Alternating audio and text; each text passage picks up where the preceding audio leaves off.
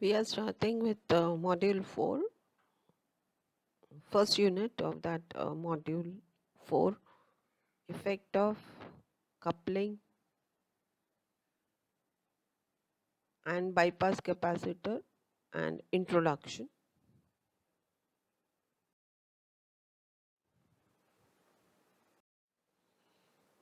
So frequency response, uh,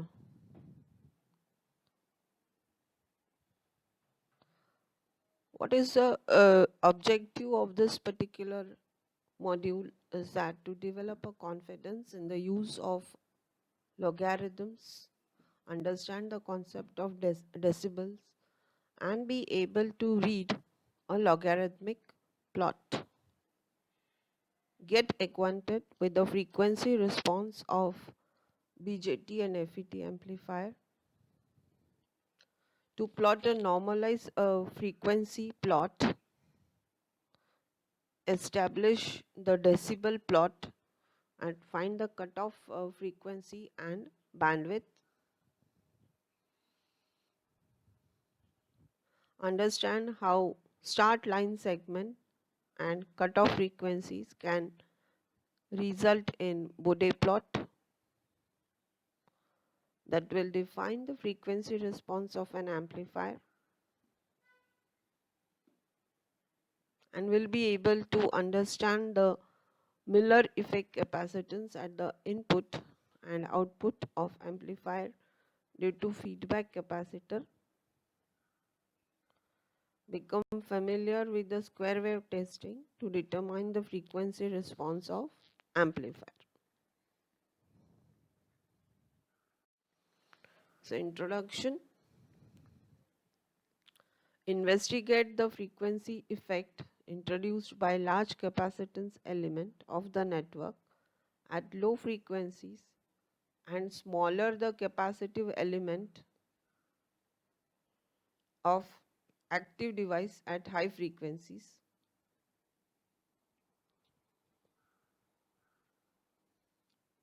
The analysis will extend through a wide frequency range.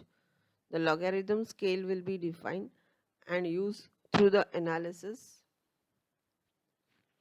Industry uses a decibel scale on its frequency plot. The concept of decibel is introduced in some detail.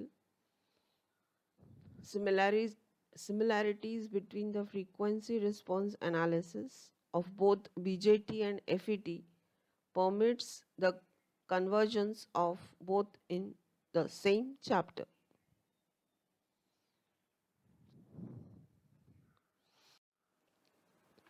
The logarithm defines the relation between the variable of a logarithmic function.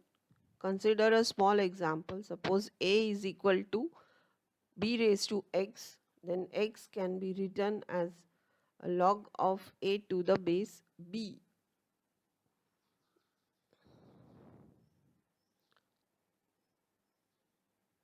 Suppose a is equal to 10 raised to 2, that is 100. So you can write x is equal to log of a to the base b. So knowing x is equal to 2,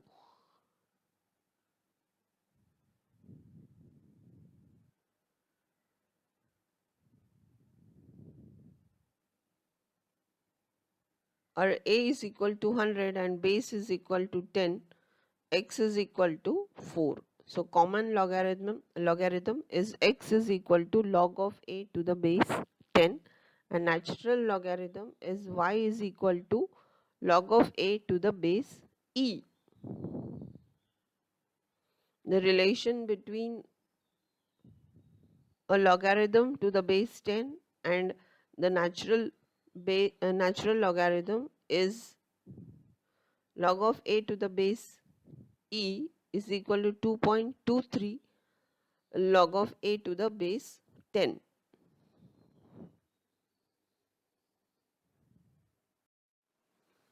So these are the scales, log values.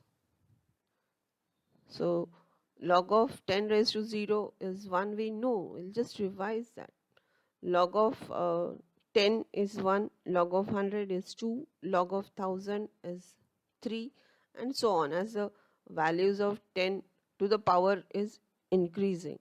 Suppose log of 10 raised to 8 is equal to 8, and so on.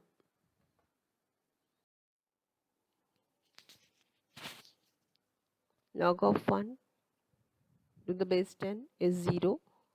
Second property,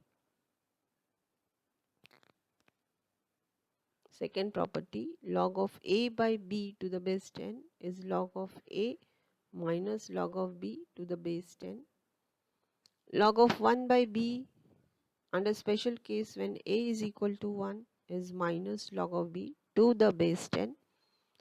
Property 4, a product and a variable property. So log of ab to the base 10 is equal to log of a to the base 10 plus log of b to the base 10.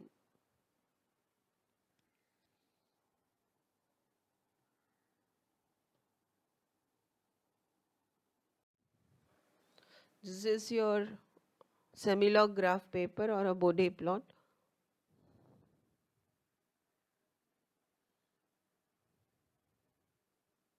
Along this, you can see this is a compressed logarithmic graph, and even along y it is a compressed graph. So it is called as 2 by 2 semi-log graph paper. Why? Because along y axis also there is a compression, and along x axis also there is a compression. So here it is a 1, then it should be 4, and so on. So if I want to say plot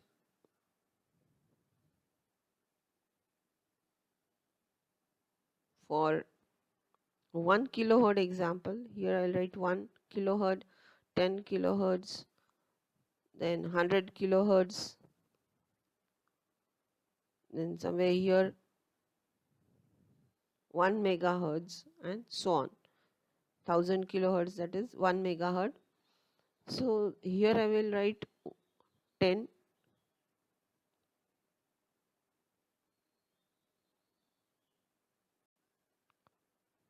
then 20 after 5 units of that, and so on. Okay.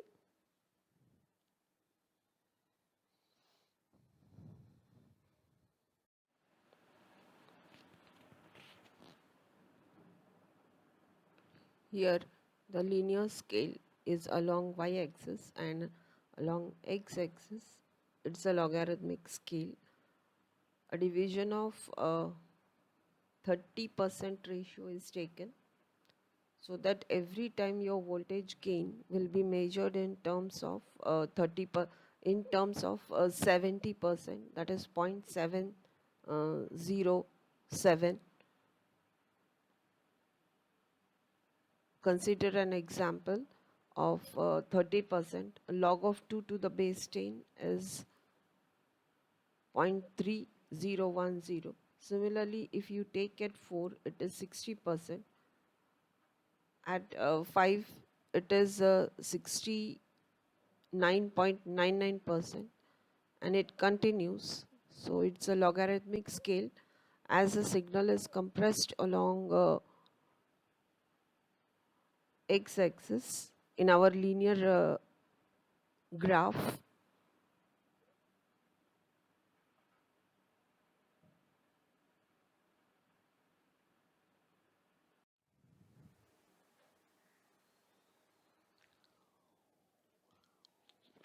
decibel, the conversion. So suppose your gain is log of P2 by P1 to the base 10 in bells, then how we write in decibel? Gain in decibel is 10 into log of P2 by P1 to the base 10, and the gain in millidecibels is 10 log of P2 upon 1 milliwatt to the base 10 when your input resistance is 600 ohms. That is rarely used. Mostly we use gain in decibels only.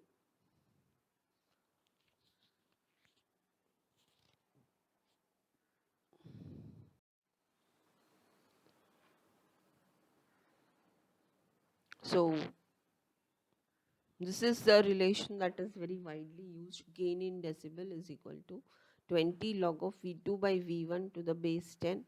So when the system is in cascade or multiple stages of a configuration of multi-stage amplifier is considered, then under that condition the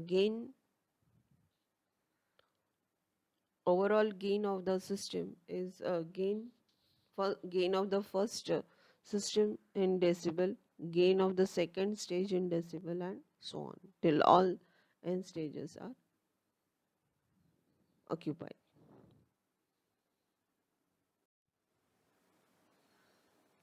So typical sound level and the decibel levels. So go from the lowest one.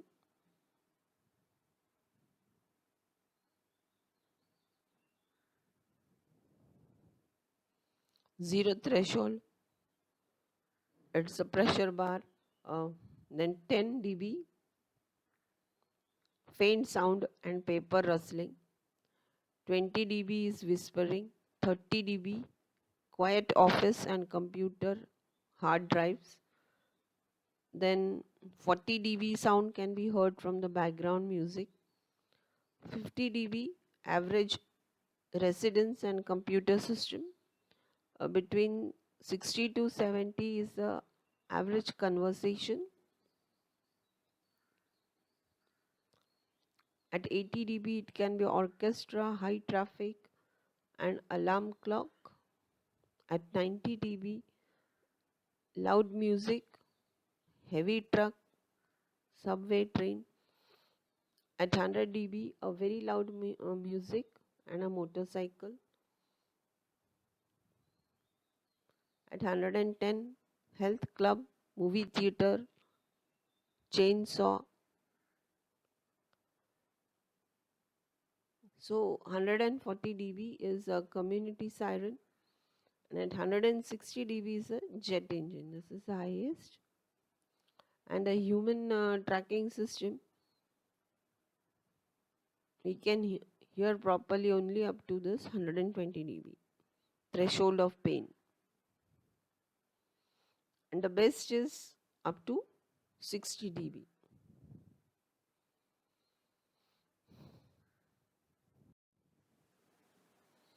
Here this is a long range acoustic device.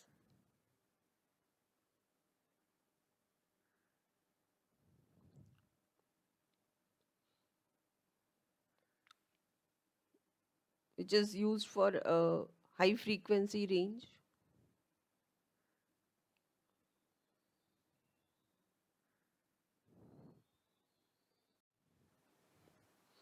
So general frequency considerations.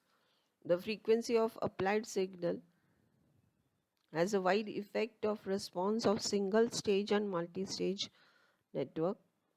At low frequency, we will find the coupling and bypass capacitor can no longer be replaced by short circuit approximation because of increase in reactance of these elements.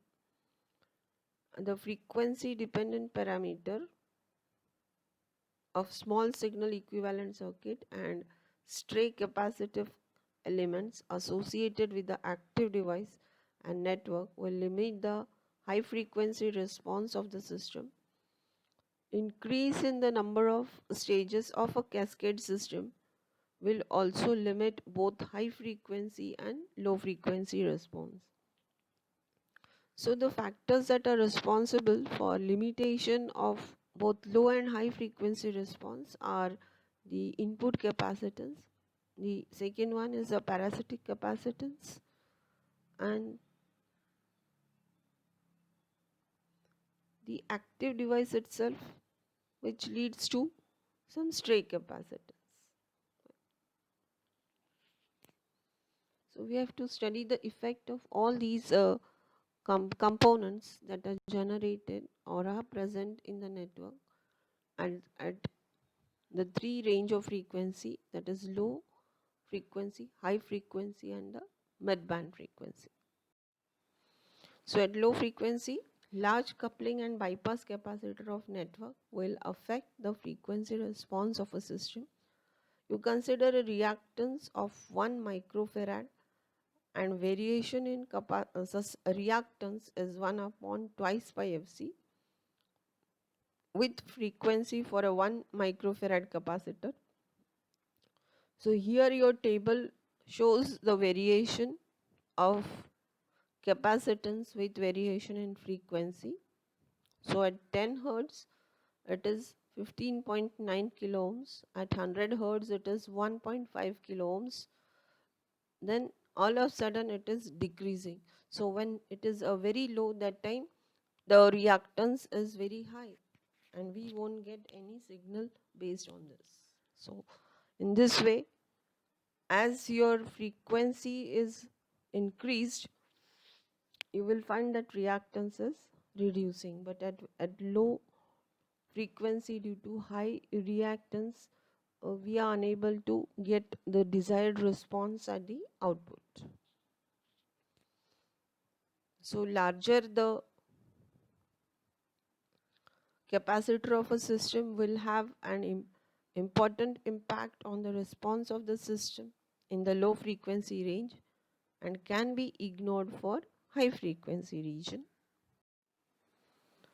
High frequency response, the smaller capacitor that comes into existence due to the parasitic capacitance of the device or a network, frequency range of concern will be the higher frequencies. Suppose 5 picofarad capacitor, a typical parasitic capacitor of a transistor.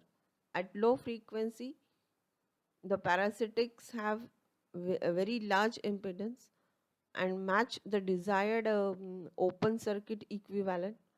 However, at higher frequencies, they are approaching a short circuit that can severely affect the response of a network. So you consider a capacitor, parasitic capacitor of 5 picofarad, which is affecting the high frequency response. So let us try to understand how the capacitance varies with the vary in the frequency range. So at 10 kilohertz, its reactance is 3183 mega ohms, and by the time it goes to 100 megahertz, it has reduced down to 318.3 ohms. So actual impact of this impedance or the parasitic capacitance is up to 10 hertz to 10 kilohertz, which is open circuit, and at higher frequencies it will act as a short circuit and it will play a it will reduce down our voltage gain to a very large extent and higher frequencies. So the general statement, the smaller capacitor of system will have an important impact on the response of the system in the higher frequency range and can be ignored for low frequency region.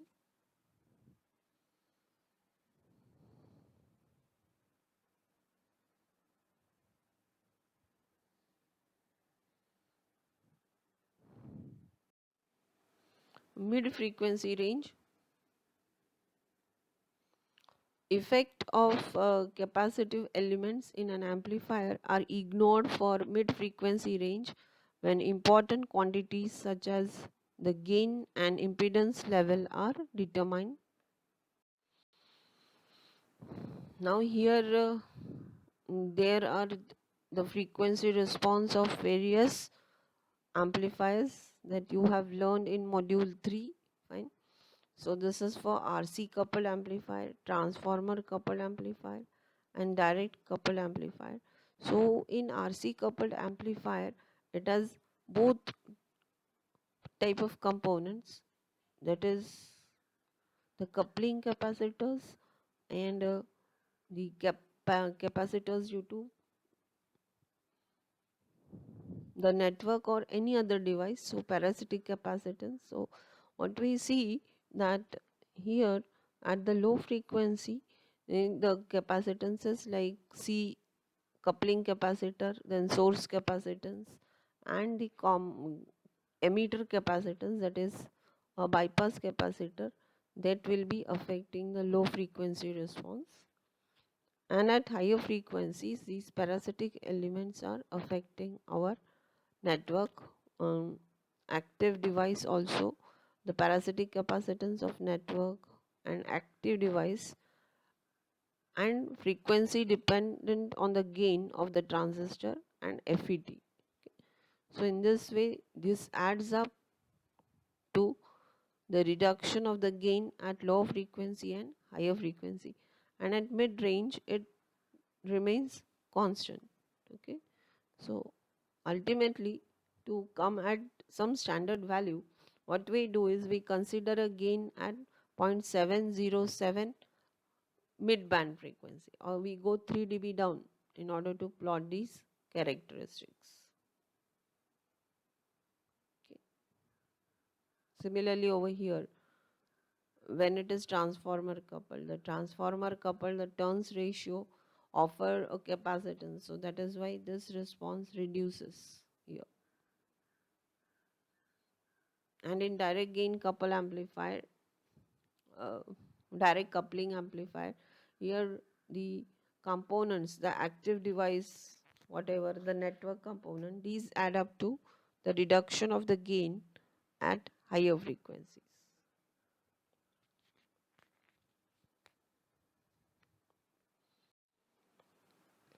So power that is calculated is 0.5 to the midband gain, and bandwidth is taken as FH minus FL. So normalization, application of communication nature, that is audio or video, a decibel plot versus frequency is normally provided rather than gain versus frequency. So when we are using the applications like communication application, that time the gain will be expressed in decibels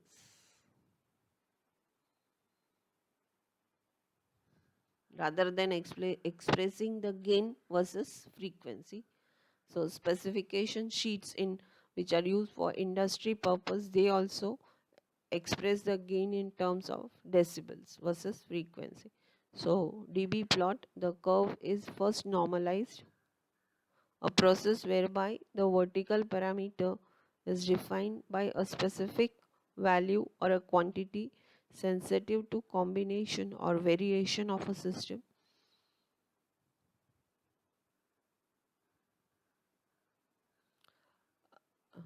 Generally, the variation of the parameter along the vertical axis is considered only in the mid frequency range, okay, in the mid band or the mid frequency gain of the frequency range of interest. Fine.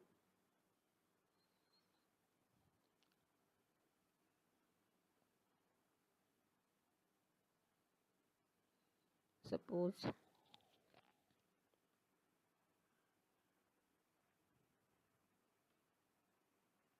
this is your graph.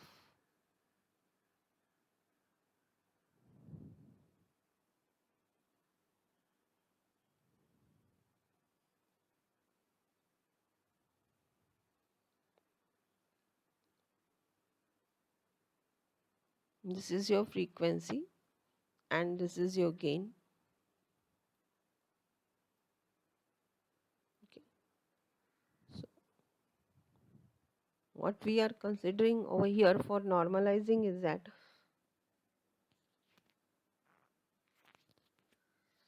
suppose this is a graph that you have obtained.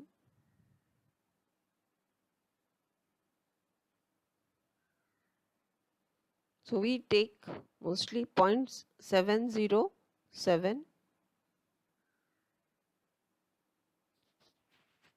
and the main area of our concern is this.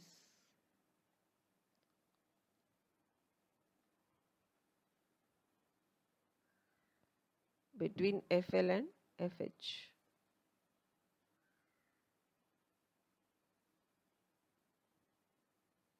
So this region is of more concern. 。 . 。 。 . 。 . 。 . 。 . 。 . 。 . 。 . 。 . 。 . 。 . . 。 . 。 . . . 。 . . . 。 . . . 。 . . 。 . 。 . . 。 . . . 。 . 。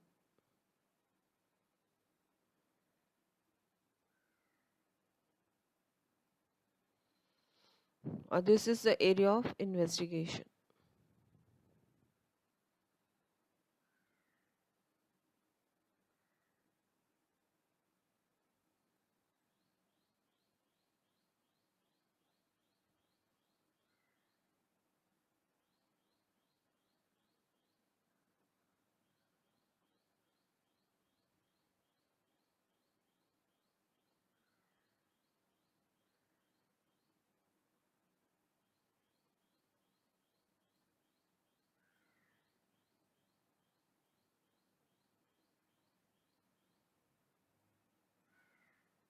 Okay.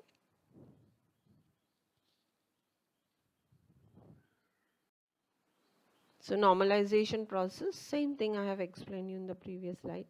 So frequency response curve is normalized by dividing the output voltage gain at the frequency by mid band level. So the curves have the same shape, but the band of frequency are now defined by simply taking the factor of 0.70711 and not linked to the actual band. So band frequency is defined a level where the gain or a quantity of interest will be 70.7%, or it is the maximum value level. So 70.7% is the maximum value level.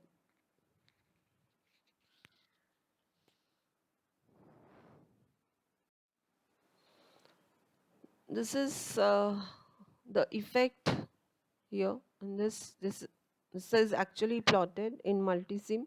So this you can see it's a common emitter amplifier, RC coupled first stage, one stage or single stage you can say. Here the capacitance that are affecting our low frequency response is C2, C3 and C1.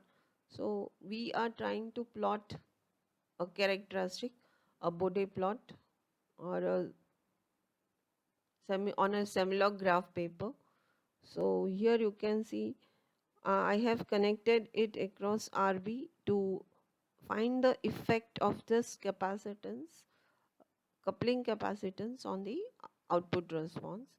So this is the gain versus frequency. You can see on horizontal axis there is a logarithmic scale, and along the vertical axis also there is a logarithmic scale. So here the gain has come down actually. Okay. So you peoples can also try yourself.